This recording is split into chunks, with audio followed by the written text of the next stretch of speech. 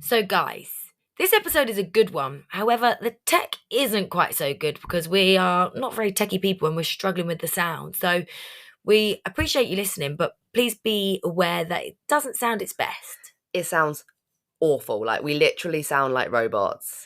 But we've tried our best. And do you know what? If anybody out there knows how to use editing systems or can give us some tips, we'd really be interested to hear from you. Yeah, and if you listen to this episode and you're like, okay, I reckon I could fix this, then give us a message because we would be interested in talking with you about potentially working together moving forward. So hit us up. And if not, please just listen with an open heart because it is a good one and it's actually really funny, especially the second half. I love it, but audibly, it's not good. Thanks for listening. We appreciate it. Welcome to Crave the Rave, a naughty podcast for old school ravers who need a fix of the rave. I'm Lady Bizarre. And I'm Jess the Mess. On each episode, we'll be reminiscing over hilarious, embarrassing, and downright mental stories from our raver days. Think trippy tales, fezzy fails, and stories Seen, heard, and done it all. And we bet you have too. So join us for a trip down memory lane. Hello and welcome back to Crave the Rave. I'm Lara. And you have really intense fishy breath, mate. Have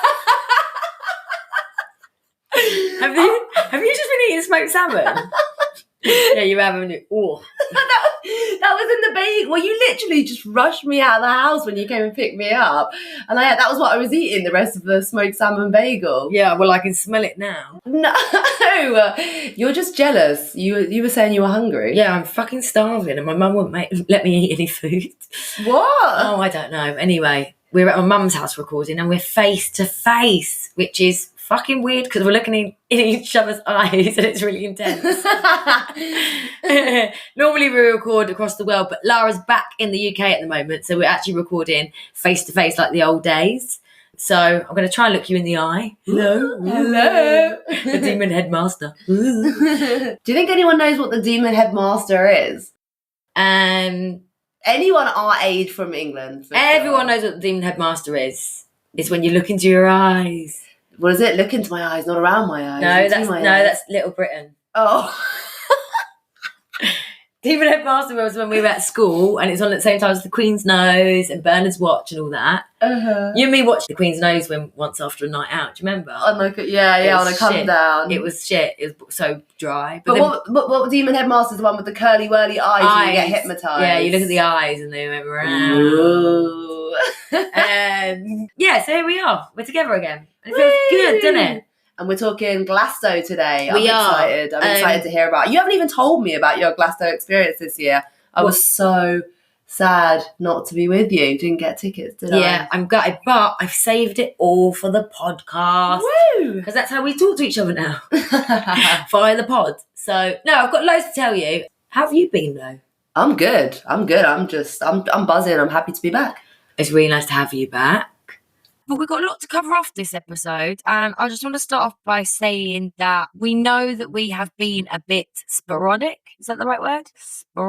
Sporadic lately with our episodes, but it's just because we've been super busy.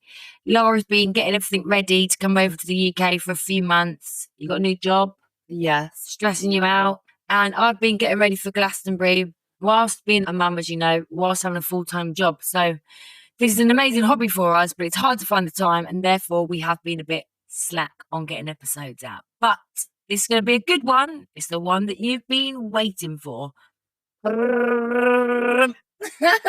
Jessie did the hand movements for a drum, and I was like, okay, she's doing the hands, but no one can see her. So I'm like, I'm going to have to add the tongue effect. That's right. Well, it worked very well. So, yeah, this is it, mate. I've just got back from Glastonbury. Oi, oi. So it's the Friday after and the brain is, I'd say, almost back. I had to have like a good old, I don't know, maybe 13 hours sleep last night and the night before and the night before. And you know when you get all those weird dreams after you've had a mad one. So I've sort of come out of that now. But yeah, there's loads to cover off. So where should we start? Because we actually did Glastonbury together last year, and I feel like we need to talk about that. We can, for sure. We've told one story, which was the baked bean story, haven't we? Yeah, and I saw them again this time, and I thought, shall I go and tell them that they feature in our podcast? Oh, you But should have. and tell you what, we did actually have a cheese and bean toasty from there, and it's Really? it was one of the best things we ate. I was surprised. I thought, oh, good Lara with the bland cheese and beans, but I tell you what, it hit the spot when we were there. It was delicious. Although the guy forgot about it and it was like sizzling away for ages. We were the only two waiting for it. And he was like, what are you waiting for? After ages, we were like, the toasty. And he's like, what? And he turned around and there was like two sizzling, really overcooked toasties. And he was like, do you want me to make them again for you? But we were too hungry at that point. We were like, no, we'll eat them. I ate some great food there though. Really, really good food. When I came back, my dad was like, would you live on burgers? I was like, no, Dad, bloody hell. I got away since then. I actually had a Moroccan tagine. And I just want to say, like, I handed out like the Crave, the Rave cards to people that I met that I had a good time with. Like, it went down really well. People were really amazed and positive about the concept of it. So it's really nice to get some good feedback. So hello to any new listeners. You're very welcome here. And please keep sharing with your mates and please give us feedback as you go. Yeah. But yeah, so, I mean, like Glastonbury last year, we need to cover that off again because all we've spoken about is the beans that you ate. Yeah, why do you keep saying cover it off like it's some kind of political meeting? I don't know why you've said that 3 times and I'm like, why are you making it so formal? Like, yes, we have lots of things to cover off today. So let's start with here and here. Well, look, we're a raving podcast and we haven't talked about Glastonbury yet. So yeah, I know, but it's just, I'm talking about your language. All right, okay. So we've got loads of shit to dive into. All right, then let's get in and out of all the nitty gritty then. All right. So anyway, last year we went to Glastonbury together. It was our first year. We've done a lot of festivals. I feel like all the other festivals are like a warm up to it, to the Holy Grail, to the pilgrimage, the end of the pilgrimage. And I feel like everything sort of gets you ready for Glastonbury. I will say one thing though, I think my experiences of Boomtown were better than Glastonbury. Really? Yeah. Wow. I can't see that myself at all. I think Boomtown is good in its own way, but it just doesn't have for me, it doesn't have the magic, it doesn't have the specialty. The production's amazing at Boomtown, but it's all the same type of people. Whereas I think the diversity of the different types of music give Glastonbury an edge which no other festival I've been to has come anywhere close. But I think you're right. I think the variety of music, yes, but we didn't used to go to festivals for that reason. We used to go to festivals because we wanted to completely lose our minds and walk into weird spaces where you had to do fucking, rock, paper, scissors to get entry into this weird little crazy room. And then everyone's dressed as mafia penguins. And then the next thing you know, you're playing Hungry Hippos in a weird back room. But the thing is, I don't think that we saw all that last year, but I saw it this year. So things like that actually did exist. Way more than Boomtown on another level. We didn't see anything like that last year. I know. I also came home last year thinking it wasn't that big. Oh my God, I was so wrong. We only saw a scratch on the surface last year. A scratch. Because it was just me and Ash this time. We went and we did all those little things that are little tiny things that you discover and you've got to play games to get into, and the intricate and the detail that went into like the most craziest things that you could never come up with just to get through a secret door that led to a secret thing to get to somewhere amazing. There's so much of that. What? I kept saying last year, I want to find that. I kept feeling like we were just going around in circles, going to the same places. Where was it all? It's everywhere. You've just got to take the time to go and discover it.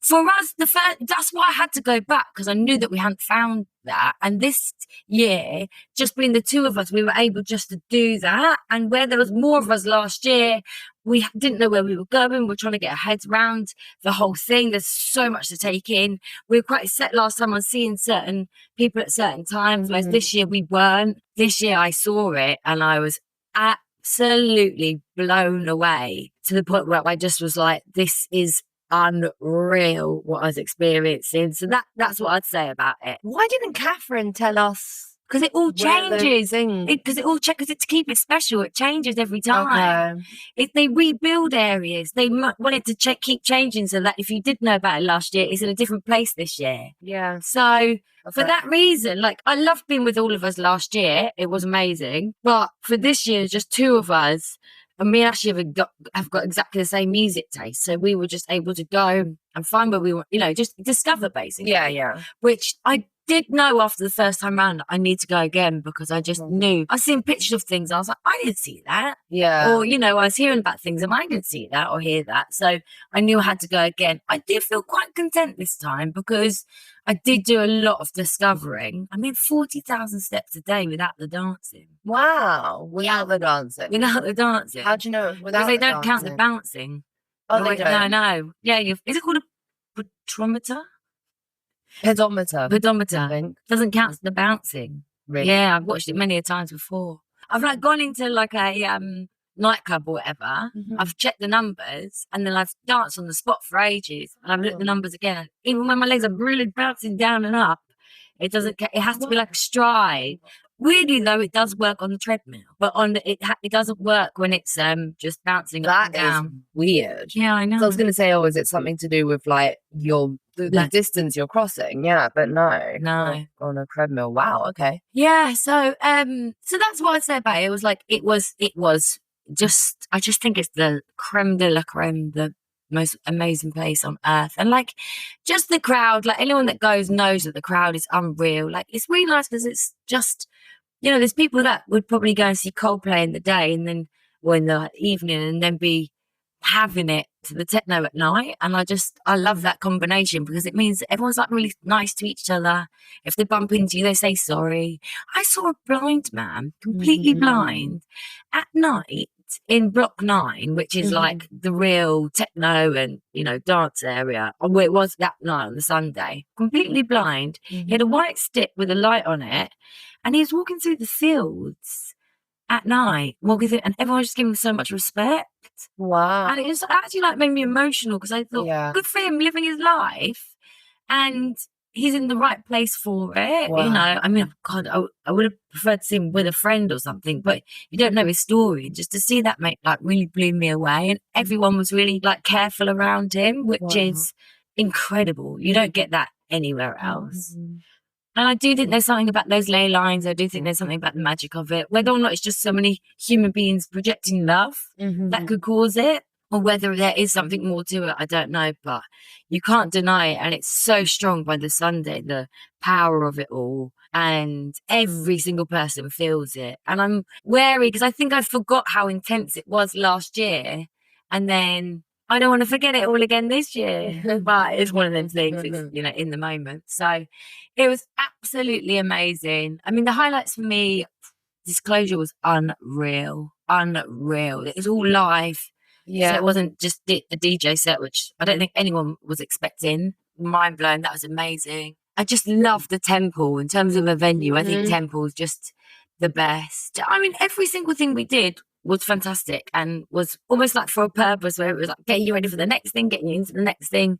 And the sweetest thing is that my auntie and uncle who are 60 were there. And knowing that they're having such a different festival to us, but they're there enjoying it all, was just so bloody cute. Honestly, it blew me away more than I could ever have dreamed of. Oh, I'm so glad. I mean, obviously I tried my best to get a ticket and I didn't work out this year, but there we go. I feel like when it's meant to be, it'll be. And I'm going to try again in the future. And I'm going to not put too much pressure. Like, you were like this anyway. Like, if it's meant to be and you're meant to be there this year, you will be. Yeah. And I feel like maybe I just had a sense of I'm meant to be there this year. And that's how I ended up getting tickets, which actually was a bit of a miracle in itself. Yeah, it was. But it was amazing. And actually talking of respect, there's this space and it's for bi, trans, gender and neutral and women basically. And before you go in, they check that you're okay with going in there. And obviously we were more than fine to go in there. We went in there and honestly, the disco that was being played, I know you don't like disco, but the disco that was being played, I felt like I was in Studio 54. I was loving it. I actually had mirror ball earrings and a disco wig, and I was loving life. I was so happy in there. They were smashing it. The tunes were amazing. And I just thought it was just so nice to be so inclusive. Another time we went into the rum bar, they're playing drum and bass, and we're like, it had just started, so no one was in there yet. So we're like, let's be the first people to go in there just to like support the underdog, you know, go in there and start a crowd, hopefully. And the DJ was like in a wheelchair. I've never seen that before. It was amazing. The tunes are so good. And I just thought, that's what I love about this place. It's taking the time to support people who wouldn't necessarily get an opportunity to do that or haven't had an opportunity to do that. That's why I just think it's so special. I really, really do. Nice. Yeah. So we started that whole chapter just right now saying, let's talk about last year. And then we went into and then we went into this. But that was happened this year. That's what happened this year. That's fresh off the press. That's the same. Fresh off the back? No. Well, yeah, it's fresh off the back of the weekend, but I think it's fresh off the press. Fresh off the press. Is that? Yeah. Fresh off the press. No, hot off the press. Hot off the press. Like there old you go. newspapers, yeah.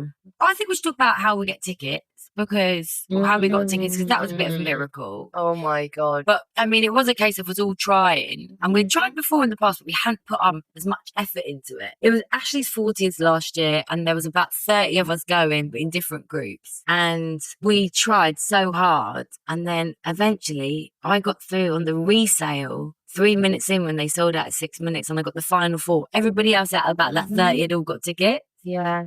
And I just felt that was meant to be. Yeah, that was insane. It really, really was. Like, that's the thing, it was meant to be. And up until recently, I've been saying that I do think there should be a ballot, and that it should be a case of like everyone puts in like a group of 6, you put your name into the ballot, and then it's that. But I heard a podcast recently with Emily Evis, and she was saying the fact that people there wanted to go so much that they're trying so hard to get the tickets is what makes it so special. It keeps people with the right headspace there. Because if it's a ballot and you get the tickets, you think, oh, okay, let's go. You haven't put in that effort to get there, then it may not have that specialty that it does at the moment. And actually, I fully get that. Yeah, but it still means that only certain people, maybe with certain connections or with certain technology, get in. So how do you explain that part? Well, you're right. But when I was there, I spoke to a lot of people and asked them, how did you get ticket? A lot of people. Oh, cool. Good idea. And they were all saying, yeah, we just kept trying, she got through. Or we just kept trying, we kept refreshing. Tried last year, didn't get it. This year, there's 6 of us all trying, it came through. So I feel like when it's your time to be there, it will be there. But I agree with you, because there are still, it's very much who you know still if you go. There's people that have been going for 16 years or whatever in a run. I mean, they haven't just been trying the normal way. But, you know, there's software as well that I know that allows people to beat to the front of the queue, but I think they're cracking down on that from what I hear. But there's a lot of people. It is it's just so busy. Yeah. So busy. Was it like when you're shoulder to shoulder and basically floating along? Like, Yeah. Like, because your feet don't touch the ground, because basically you're just a moving carpet, all of you. Like the most respectful pushing queue you've ever been in your life. But God. it was that. And apparently, like, the reason for that is because, 1, obviously there's loads of people, but 2, there are other areas that are empty at that time, but people don't want to go to the acoustic set at that time. Yes. You know, even people that maybe aren't the type of person that would go out to a rave, at that time at night when they're fucked, actually, dance music is calling them. Yeah. So you can't space those people that have been to Coldplay in the day or have been to the pop music in the day. They still want to fucking have it at night. Yeah. So coming back to the software, because, you know, my friend Richard, he has developed his own software, basically. He's a coder. Anyway, he was like, I just happened to mention I was trying to get tickets, and he was like, oh, let me try and like get tickets for you. I'm going to use my new software. I've been testing it. And I was like, okay.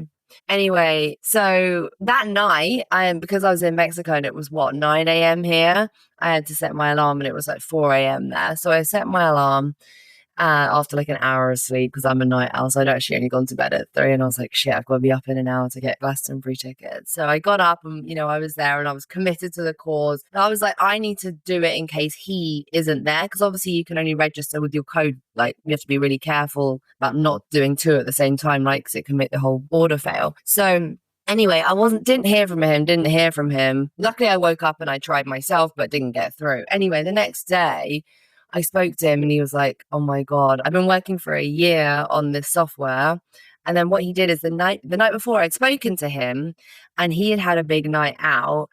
And he made me laugh because he said that he was on MD and he was trying to go to sleep. But because the MD was taking such a long time to wear off, he was doing bumps of coke in the meantime. I was just like, that's a really interesting approach to trying to get to sleep. Anyway, the next day, he didn't get to sleep because he was like, fuck it, it was light, I gave up. So then he stayed up all the next day, and he said he made it till 3 a.m. and then fell asleep an hour before the Glastonbury tickets and just slept through. So he missed his opportunity after like literally developing this software for like a year. But yeah, I don't know exactly how it works, but basically it like puts you in the front of the queue. Yeah, there's a lot of that, but I do think they are cracking down on it from what I've heard. Good thing. It is. I mean, one of the other things that I just love about it is like, they don't treat you like criminals when you're going in. Totally. Do you know what I mean? Like, I hate it when you go to a nightclub or you go to a festival and like, obviously, they know what you're there for, and they treat you like an absolute criminal. Mm-hmm. I just don't think it's okay. Like, we went to a secret garden party years ago, and they were absolutely outrageous how thorough they were with the searching, and they were like throwing people out and like really dramatically like coming over and stamping on your balloon if it was like laughing gas, and like I just hate that. Like, you won't have an event if it wasn't for us getting on it. Like, we are grown-ups, we are adults, we are going to be doing it, you know, in a decent way. Don't get a security team that are going to be so strict about it that they're going to make us feel like we're scum of the earth. Yeah. And a lot of events do get that wrong. Totally. But Glastonbury has it so right. The security is so safe. They make sure that you're okay. They make sure that you're safe. And that's it. Yeah. And that's what they should be doing, you know? Yeah. But honestly, it was just so much fun. So what was there any we haven't even caught up properly. I know. I've been working and you've been dying. Yeah. So tell me, like, what was like, were there any like funny moments? And Mike Skinner for the Streets was brilliant. He got in the crowd. We were right in the front, so it was absolutely brilliant. I wanted to get on Ashley's shoulders because I thought, well, there's a good chance I can get on TV. We got on shoulders last time. Yeah. That was with Fred again, but this time, I wanted to get on shoulder, but I also looked around and he looked fat and he looked like he was exhausted, and I didn't want to use any of his last bit of strength to pick me up.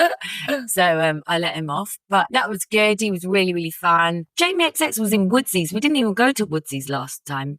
You and me. So whole other areas that we didn't discover, we did this time. Jamie XX music-wise, probably the best out of all of it for me. Like, if anyone wants to listen to something good, listen to the Glastonbury Jamie XX.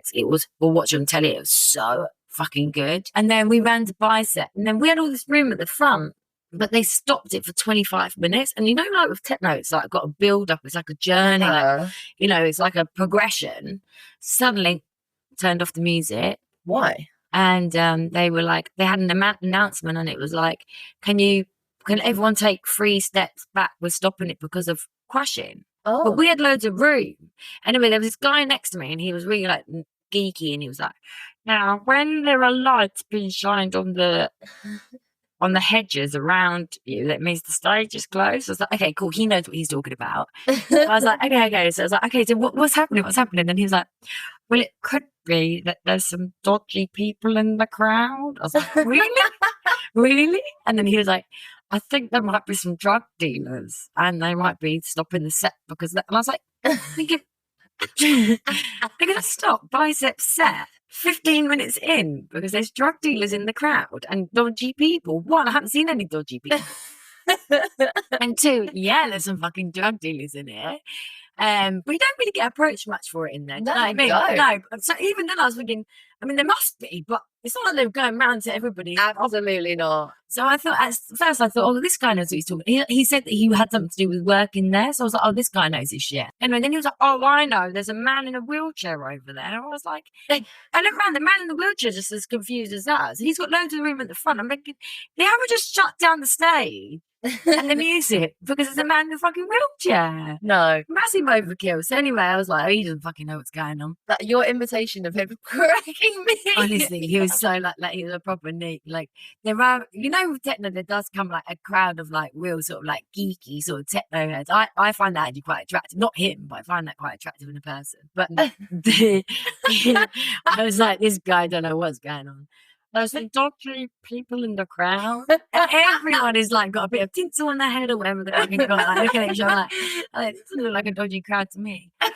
Anyway, then they were like, take 3 steps back. But it was weird because you couldn't take 3 steps back because there was so much room around you. So it was like, what? Then we looked around and there's a guy collapsed on the floor. Oh. And they took ages for paramedics to get there. I felt I didn't want to look. I didn't want to rubberneck, and I just didn't want to see anything I didn't want to see. You didn't want a rubber neck? Rubberneck. Do you know what rubberneck is? Like some sort of cartoon character when your neck, your head like stretches upward. Yeah. So they call if you go past an accident and you're looking at it as you go past, that's called rubbernecking. I think it's something to do with rubberneck, like chicken or duck or something. Okay, fine. I think it's to do with the cartoony thing. I don't know, but does anyone know where rubbernecking comes from? But yeah, basically rubbernecking is if you're having a look at like an accident or something like that. Oh my God, I did that last night. Not with an accident, but I was at Clapham Junction and there was some guy that like they closed the whole platform. There was police like stood around and he was stood on the train. They were holding him and I just, you just like you create a whole story. You're like, what did he do? Did he touch someone inappropriately or did he try and sell drugs or was he smoking? I was just trying to like figure out what his story was. He had crutches though, and I saw him just pick up the crutch and trying to hit the train police. Anyway, that was a whole side, but I was rubbernecking the hell out of it. I was like, what's happening here? Well, the thing is, I didn't want to rubberneck because I didn't want to see anything. Anyway, they got him out. He was a rather large man. He was out cold. I think he would have just collapsed. I don't think it was to do with the crushing. He left, and me and this girl were going, oh, we were sort of like, could see that happening. And then we're like, so does the music just turn back on now? Or do we just go back to having fun? Like, the guy's bloody died down there. Can we do Did he actually though? Like, at the time, we thought he had died. Oh God. It was that bad. It was that bad. I've been checking on line to see if it says that someone died and it hasn't said in it. Yeah, no. I'm sure it's fine. But the whole passed out. But we were like, yeah, because the girl was like, surely this happens all the time, people collapse. You know what I mean? Yeah. And I was like, it's a chaos. But what I saw was not. What did you say? He's probably in a chaos. Yeah. But it looked way worse than a chaos. But anyway, so then they were like, can we just go back to being happy? Can we go back to like dancing? It was 25 minutes. Music came back on, went straight back into it. But I have to say that stuck with me till the next day because it was really sad. It was really not nice to see. I had to like get over it, and I kept checking. That's why I kept checking. You kept doing that in the festival. You were checking. Like, yeah, to see if someone had died. I couldn't get over it. I wanted to go and ask welfare, but I didn't want them to think I was just trying to find out what was going on. Rubbernecking. But it wouldn't leave my mind. I just felt really, really sorry for him. And then like the music came back on level and went back into dancing and stuff. So when I asked you about funny moments, I wasn't expecting the complete opposite. No, that wasn't funny. But it is what it is, really. It's a festival and there's probably people that die every year. Woo! Okay. Anything good happen? Yeah. Like, honestly, it's so mad that the stars are aligned every day for the most amazing things. Not for him. Not for him. Well, maybe it's time to go. I don't know. But, So come on then, what else happened? Like, there must have been some weird, funny, random shit that happened. I know what you're like. You're a weirdo. What did you get up to? I mean, I threw up at one point because we went to see Skream Benga and we ran to the front so that we were first in. It's really weird because when we got in there and there's people around us, I felt like they were our neighbours.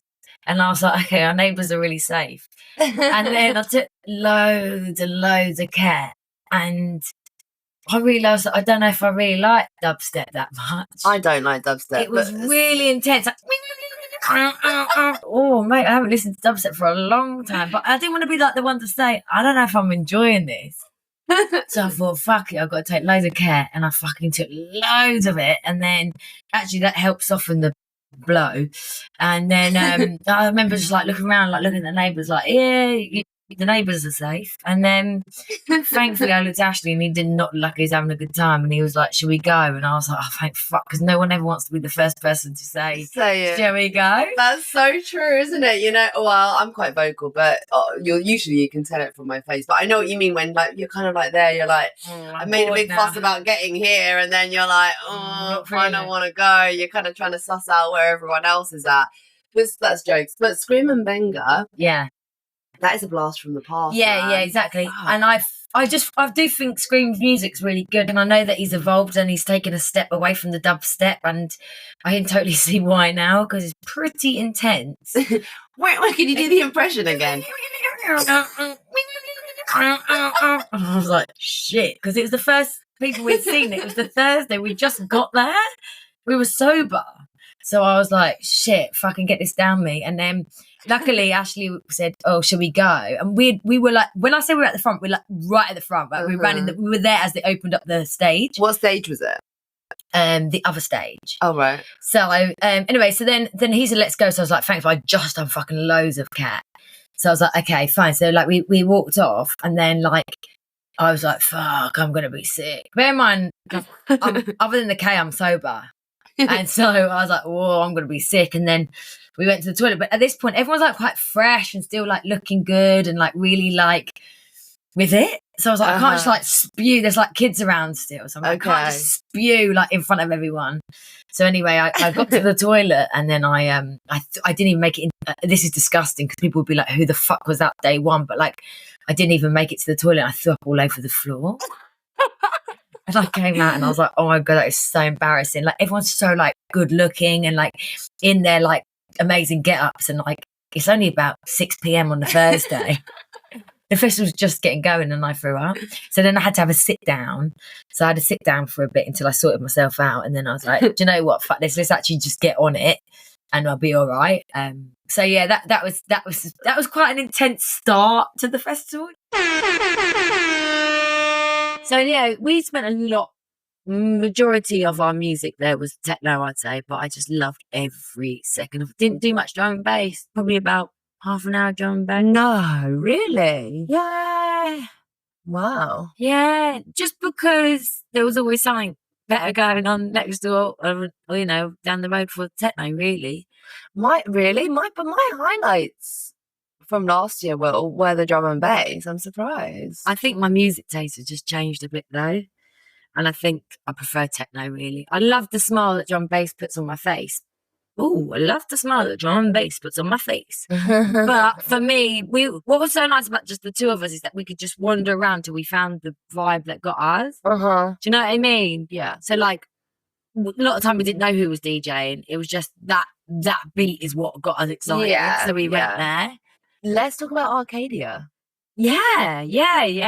So obviously, probably most people know that Arcadia, which used to be a spider, which you and Ashley didn't believe me that there was 3 sets of eyes. Well, no, let's talk about this, because basically, obviously, Arcadia is very, very famous. Most people that have been to a festival will have experienced the spider, and like, because we used to go to Boomtown and the spider was there, so sick. It's had its own festival as well at times, hasn't it? Yeah, so really sick. And last year, for me personally, one of the highlights, if not the highlight, was being at Arcadia for Hybrid Minds, Wilkinson and Shy Effect, and that was phenomenal. That last night, I mean, the drum and bass just absolutely, we all just had the best time there. And then I remember you guys were saying that this year Arcadia were going to change from being their famous spider to a whole new production, right? A whole new different thing, a dragonfly, a different structure, a different stage, different production. And I said, wow, they've got big boots to fill. Like, it's going to have to be really fucking good. Well, we walked past it when it wasn't on, and Ashley was like, I'm closing my eyes. I'm not looking at it. I'm going to keep it closed till it's actually on. But he opened his eyes, and he was disappointed as I was. However, we had faith. What did you see at that point?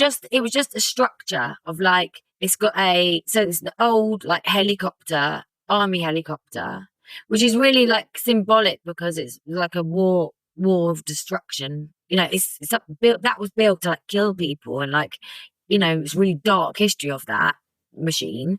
And then now it's been made into a place where people can come together and rave and celebrate. And so that's the body of it. And then the head is it's like a big eye, but it's all like a geometric head. Okay. And then the DJ's in the head, and the head moves from left to right. Oh, it moves. Yeah, it moves from left to right, so you can see. And then around it is fire, like, which is like the DJ's moving. Yeah. Wow. And then, you know, like the reeds out of a pond. There's like 3 of them with like fire coming out of them, dotted around the place as well. Okay. So then when we first saw it, we were like, oh, it could have wings, but obviously they thought of that. So the lasers are the wings. Okay. And it comes out of the middle of it and it's all lit up and it's absolutely unreal. I saw a couple photos and I was very impressed. Yeah. Of their official photos, they were amazing. Yeah, what you sent me, I was like, I can't really see it, but like I tried, but obviously I can't capture it very well. But the thing is also the music makes it like we went to see Joy Orbison there and I just felt like Joy Orbison. Oh, sorry, Orbison. And no offense to people that like his music, because I do in other ways, but I just felt like it was quite plasticky, like the music wasn't deep enough for us. Plasticky. It was quite like, I don't know, not my type of music really. So we went there, so then we were like, oh, this isn't really the right music for us to be partying under. And then we didn't really go back to it, but we took it all in and it was incredible. And it actually was an upgrade from the Spider by quite a long way. Even the Spider is absolutely insane. Sick. Okay. Yeah. Okay. So that was impressive. Actually, you know what? I didn't see one celebrity. I think I saw Annie Mac walk past me, but that was it.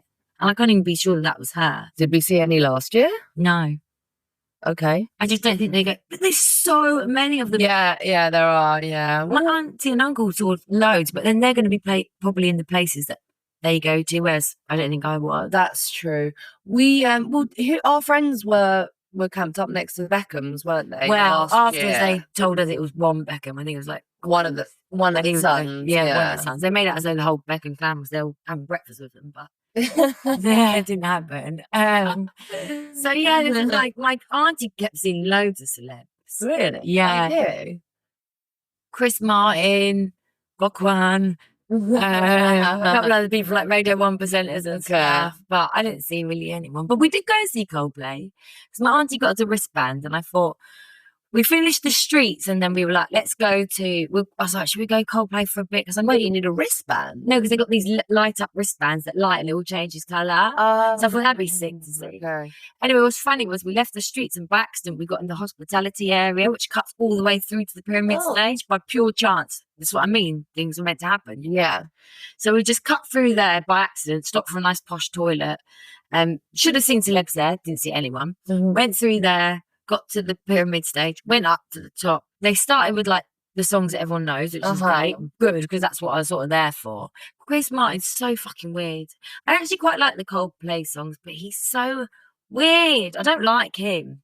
He's like, put your beautiful British arms up. Is he British? Yeah, he was, and now he's got like this weird American accent. Okay. And like he's sitting on the floor cross-legged. I was thinking, this is a show. Get up, mate. Oh yeah. Yeah. You're all stood up here on a hill watching you. At least you could do is stand up. Yeah. So anyway, we went to sort of the beginning of that, which was all the tunes that you know, which is good. And then we walked down the hill. We went to Disclosure, which was just unreal. Fair. But it's funny because he brought out Michael J. Fox, which I didn't see. But when I spoke to my mum on the phone, she got mixed up and said he brought out Michael Jackson. Wait, but who is Michael J. Fox? Actor? Is he an actor? He's from Back to the Future. He's the guy from Back to the Future, but he plays a guitar. Really? And you know what's so mad about it? Because obviously there's so many different types of music. Like you'd hear like the acoustics band, like an acoustic band starting up in the acoustic tent. And I was like, oh, like I can't bear this. It's funny how some music you just can't stand. No, yeah. Over some music that you absolutely love. We did a lot more of like the circus bits. We did all of that. Yeah, we didn't see any of that last year. There's like about 6-7 circus tents. Oh my god. Yeah, there's probably more, but that's the ones I saw. We didn't see any of them. No, we didn't. So, We didn't do it. Loads of shows going on. We did quite a lot of that this time as well. And then the weirdest thing was there was this like theme of like pirate music. Do you know that pirate music is a genre? no. Right, it's a real genre. People go and follow pirate music. People dress up as pirates. But I thought pirates were fucking awful people back in the day. They shouldn't really be celebrating. But like, yeah, we went and met my auntie and uncle and they were watching pirate music. And then since then we saw everything was like pirate. There's so many like things, and they were saying that it's actually like a genre of music, pirate music. No way. Yeah. In my world, pirate music is like pirate radio. No, it was no pirate radio. It was just Aye, Captain. yeah, Okay. awful music, awful. Oh, I hate it. God. But yeah, basically we just had the funniest time. Like we honestly, me and Ashley were just cracking up the whole time. We were really, really high, like next level high, but we were cracking up at each other so much. Like we literally thought we'd solved Stonehenge. So if I explain it to you now, you're going to think I'm an absolute nut job. But at the time, it really made sense. And like these are the sort of things that I can only really share with you and like on the podcast. Because trust me, if you try and say this to somebody afterwards, they're going to say, "Whoa, what the hell had you taken?" We actually thought that we had solved Stonehenge. We're pretty confident of it as well. What do you mean, though? Mate, I can't go into it now, but we've solved it. Okay, just know that we've worked it out. I didn't know it needed to be solved. Is there a mystery? Are you fucking joking? It's one of the mysteries of the world. They don't know what Stonehenge is, but me and Ashley do. Oh, is it because they're so big and heavy? They're like, how did they get here? Part of it. What do they mean? What does it mean? I don't know. I thought you just solved it. You tell me. All right, fuck it. All right, then I'll tell you what Stonehenge is. Yeah. So Ashley popped my bubble because he told me that the stones for the stone circle were put in by Glastonbury. Whereas I thought they were like Stonehenge or that other big rock on a hill that were like there. Okay. And I was like, oh, fuck that. I don't want to know about that. I thought it was all something to do with like the witches part of it. So I was like, oh, I wish you hadn't told me that. But then I thought about it. I thought Glastonbury, well, Ashley was like, maybe that's because they needed to put a stamp on the world. I was like, yeah. So Glastonbury put in Stone Circle as a stamp on the world of what Glastonbury was. Stonehenge was the people back in the day putting a stamp on the world because that was the party place to be.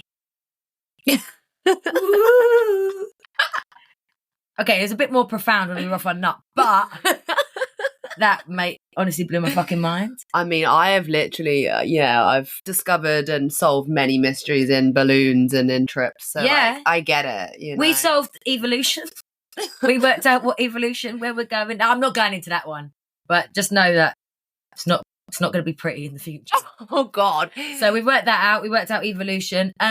We literally were like giggling our heads off because we realised that the whole time we were there, we were analysing. Ket makes me analyse. And we were analysing the whole time, whether we were sober or not, every demographic of person that was there. Okay. Every demographic of person that wasn't there. If they were there, what were they thinking and where were they? How were they feeling at that certain time? What stage are they at? Yeah, Like, what are they listening to? Are they at going this to bed point? soon? Have they eaten? Are they going to this act? Would they be thinking this right now? Like the whole time my brain was just analysing every demographic. Why the 50s weren't there? They're too busy in life, you know, they'll come later on in life. I think it's my nan. My nan definitely weren't there. But I think because my auntie and uncle were there, I was like aware of other demographics for the first time, really. And so my fucking brain went overdrive analysing that the whole time. That is so funny. But yeah, no, it was a very poignant moment. So we basically should have had a book that we wrote our mysteries in because I can't really remember them all, but they were cracked by the end of the festival. I mean, even being in the tent was really funny. Like we laughed a lot. We well, it sounds silly now, but we played this game where once we got into bed, we got a big bell tent. I wanted the lights off. We got fairy lights in the bell tent, and we just wanted to turn the lights off. And Ashley was like, to be fair, the sun was coming up. It was quite bright, and I had a blindfold. And Ashley was like, he was just doing so much fucking gas next to me. It was driving me nuts. So I was like, can you turn the lights off? And he's just doing another gas. I was like, turn the fucking lights off. He's like, well, it won't make a difference. You've got a blindfold on. So we started playing this game where I had the blindfold on and he'd say, are the lights on or off? And I'd say, on. And he'd go, no, off. And we played that for ages. But when I realised that people were trying to sleep around us, they probably thought we were fucking mental because we're playing a game. Are the lights on or off now? Yeah, they are off. Yeah, you got it right.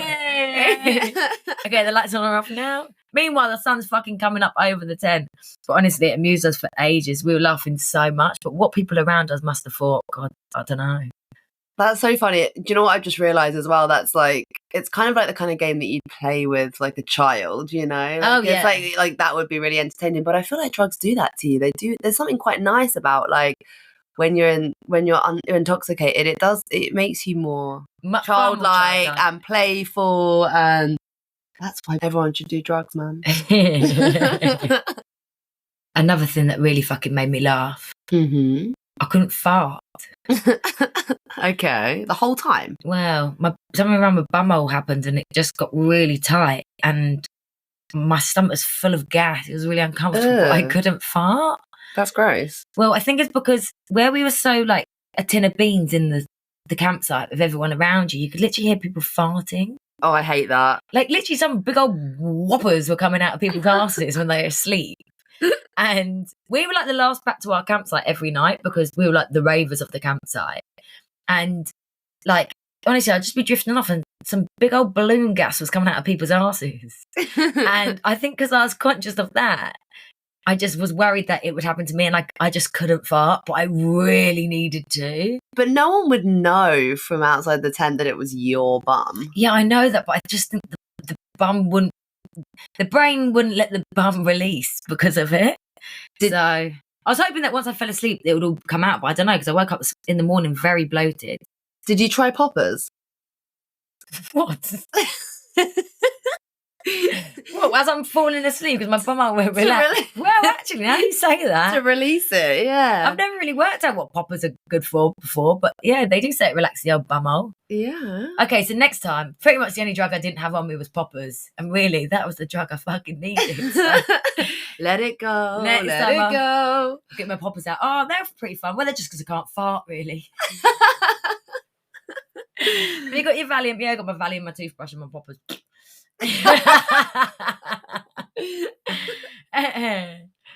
But yeah, anyway, the whole thing was amazing. Like, I've now gone through the recovery of it. I trained.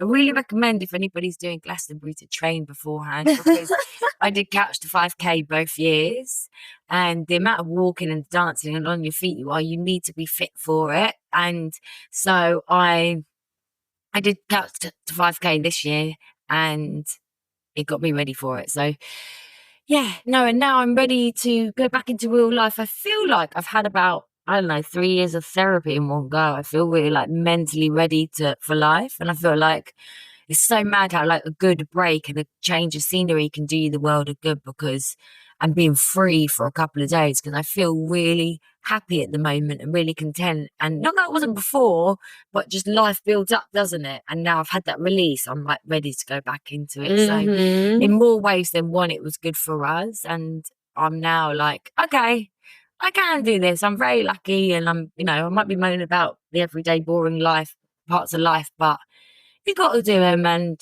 I'm happy to be where I am. So honestly, that's how good I feel about all of it. Nice. That's a great place to be. Also, when I was there, we went into the healing fields and I got a massage. Oh, yeah. How was it? Yeah, I mean, the man really smelled BO, bless him. No, the guy giving you a massage. Yeah, but it was like the last time on a Sunday. It was mixed with the smells of like essential oils and incense. And then the massage was really hard. And it really hurt, but I knew that I'd feel good for that afterwards. And did you? Yeah, I felt really good afterwards. I recommend that for anybody if you get a chance next year to go book a massage. Yeah, not the last day when he hasn't had a shower. The last day's perfect for it if you're going to go that night. Yeah, but he hasn't had a shower all year round. His hut was made out of twigs. He doesn't live there. I think he might. Oh, right, okay. Yeah, he's part of the healing fields. Like, he probably does live somewhere like that. But yeah, and then I wanted to have a reading, but we didn't have a chance. And I'm now a bit worried that we might not have got a chance to have a reading because it would have given us bad news. That's what I'm like worried about. But that's why I'm extra cautious of my prize today. I feel like there's a reason that we didn't get a reading. Why didn't you? I pulled out like 3 death cards or something like that on the tarot. Oh, come on. I would never do a tarot at a festival. It's too risky. There's a lot of couples there having some couple therapy, I can tell you that. I wouldn't want to do that at a festival. If you get bad news or you have something that's going to be completely planting a seed in your head that you don't want, like how are you going to shake that off and then have that magnified by substances? No thanks. No, I know, I did think that. So did you make any friends, any new pals? Well, I learned a cold, hard lesson. Oh, but I feel like everything at Glastonbury, everything's for a reason. But basically, I got dropped.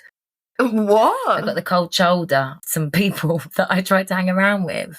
To be fair, they were the driest people there. I don't actually know why I chose them. I think because I was really high, I was just talking at them.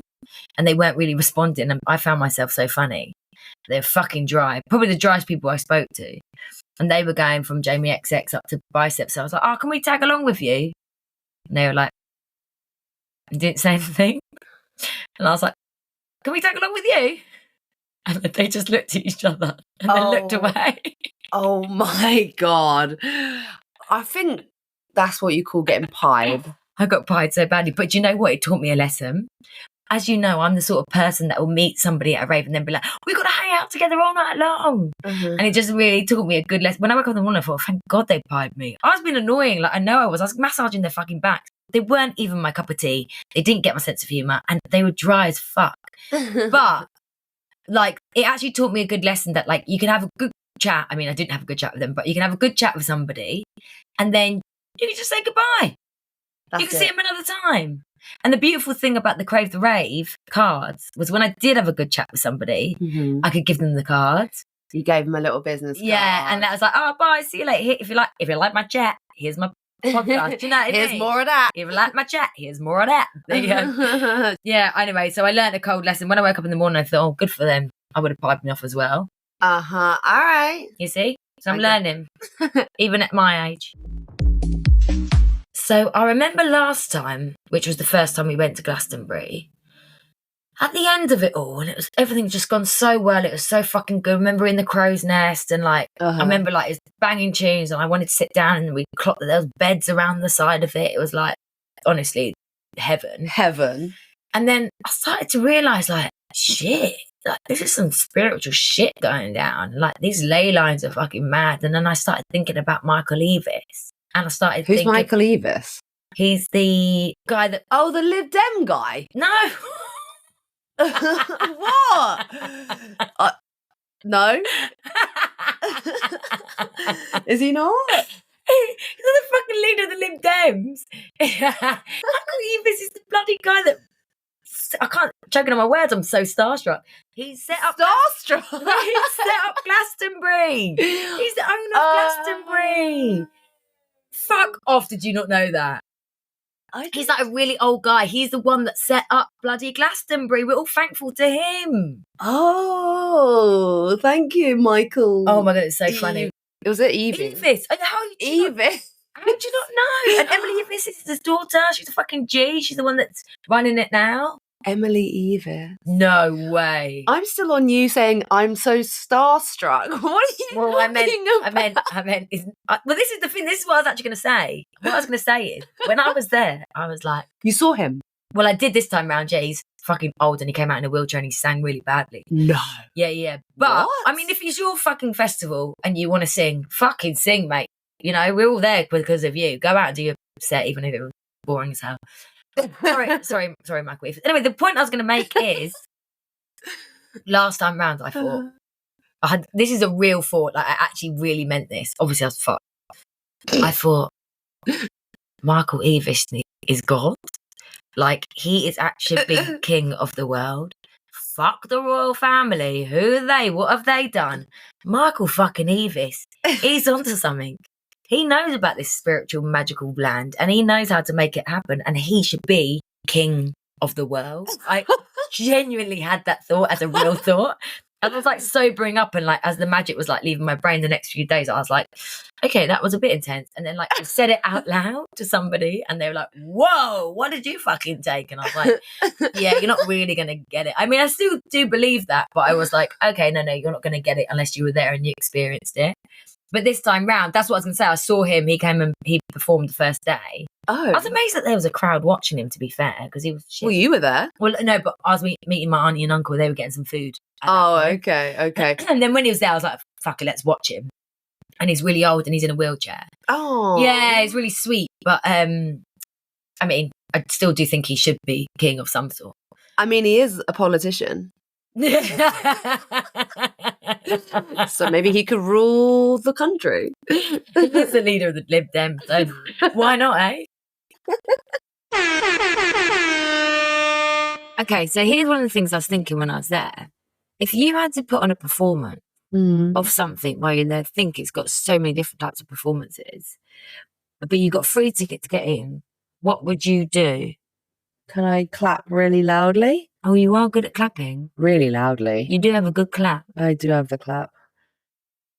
Maybe on stage when a performer finishes and you get the clap going. Oh, yeah. Do you reckon I could get a free ticket for that?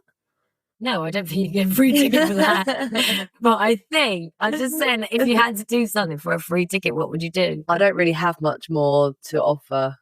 Oh, you do? Tell me, what would I do? No, I think you better sit on the clap. Yeah, don't tell me you're going to do a drag show. No. But I think I watched gigs perform.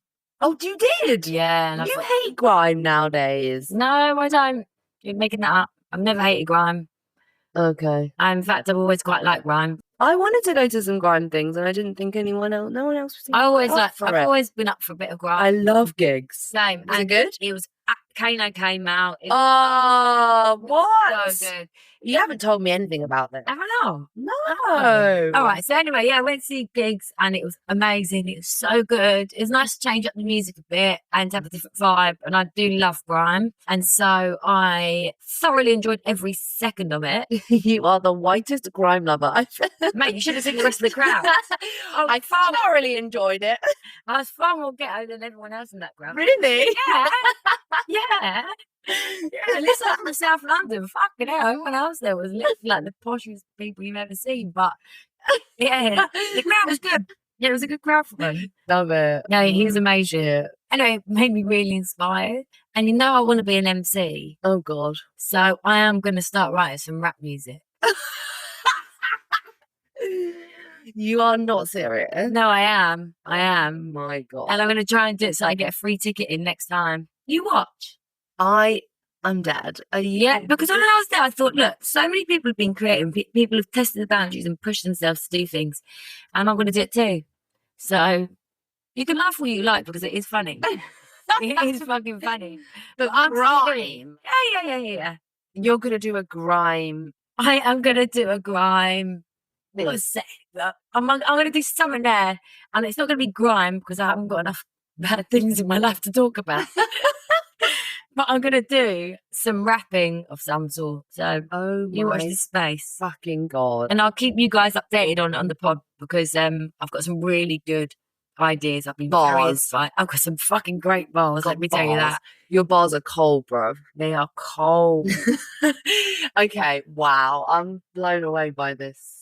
But anyway, I think we should leave it there this week. It's quite a long one. Please keep interacting with us. Please keep sharing thoughts. You know, please give us your feedback. Is there anything you want to hear more of? Is there anything you think is a bit dead, not funny, whatever? Talk to us because we are learning as we go, and we just want to keep hearing from you guys so that we can keep tailoring it and adapting to what you guys enjoy. And if you have any stories from Glastonbury, were you there this year or previously, definitely send them in to us. Our Instagram is at Crave the Rave Podcast. Send us a little message. But until next time, have a good week. Haven't you got a wisdom tip, Jen? Oh, yeah. I felt really inspired with loads of wisdom tips. Because I've actually been out, I've actually now got more wisdom tips. So okay, I'm going to pick one for today. Okay, do you know what, actually? A lot of people take Valium to help them fall asleep at a festival, but I feel like it just knocks you out. Or for me, it knocks me out, and I can always be a bit ill the next day. Good old Nitals from Boots. You only need I only need the normal meal ones. There's a stronger one if you want it. Get a packet of Nitals, and then when you call it a night and your brain's buzzing, pop one of them. And honestly, it does the job. And you don't feel like sleepy or grotty the next day. It's enough to turn off your brain. People think they've got to go straight in with the bloody Valium, which I totally get. But you really don't need to. A Nital will save the day. That saved the day last year. I remember we would pop one of those, all of us, like in our, God, such glamping like these days compared to what we used to do, like proper on our little, blow up mattresses in the big, nice teepee tent your teepee tent that we put up. And, all of us in our little blankets, take our Nital and our little face masks. Good night, guys. And actually wake up feeling fresh the next day, as opposed to like missing a night's sleep and then like dragging our bodies around the festival. Totally. It's totally what our experience was at pretty much every festival before. Yeah. So I'd say take a Nital, go to sleep, and make sure you force yourself to eat as much food as you can. That is my tip for surviving Glastonbury. Oh, well, you know me, I'm always eating on the set. Always at festivals, I'm there grossing everyone out, getting a meal when everyone else is coming up. If you want to know more about that, listen to episode 5, Eating on the Sesh. Spesh. Cool, guys. Well, thanks again. So we'll catch you soon. And until next time, have a good one. Have a good one. Bye. Bye.